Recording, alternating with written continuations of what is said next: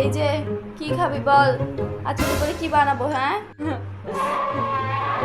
তোমার যা ইচ্ছা মা রান্না করো।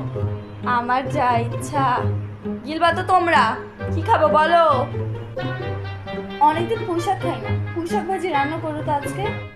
হ্যাঁ হ্যাঁ, পুঁই শাক ভাজি রান্না করো, পুঁই শাক ভাজি খাই। পুঁই শাক ভাজি খাবে তো ঘরে তো পুঁই শাকই নাই। পুঁই শাক যে খাবি তো সেটা আগে বলা যায় নাই। এখন বাজার থেকে কে পুঁই শাক আনবে? এখন বাজার থেকে পুঁই শাক আনবে আর আমাকে সেটা বসে বসে পুঁই শাক কাটতে হবে। আচ্ছা ঠিক আছে ঠিক আছে, পুঁই শাক ভাজি করার কোনো দরকার নাই। তোমার যা মনে চায় তুমি তাই রান্না করো যাও। আমার যা মনে চায় তাই কি? তোরা কি খাবি বল? মাছ মাংস কি খাবি? আচ্ছা মা, তাইলে ঘরে গরু মাংস আছে না, ওইটাই রান্না করো যাও। মাংস? আবার গরুর মাংস? ডেইলি ডেইলি মাংস রান্না করবো আমি না?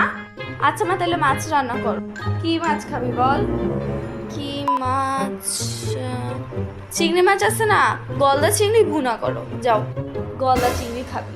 গলদা চিংড়ি? তোর বাবা তো টাকার বান্ডিল আমার হাতে ধরাই দিছে। গলদা চিংড়ির কেজি কত তুই জানিস? আচ্ছা মা, তাহলে তোমার যেটা মন চায় তুমি সেটা রান্না করো। আমার কি ইচ্ছা? না, আমার কোনো ইচ্ছা নাই। বল কি খাবি বল। আচ্ছা যাও, কোনো ভর্তা করো।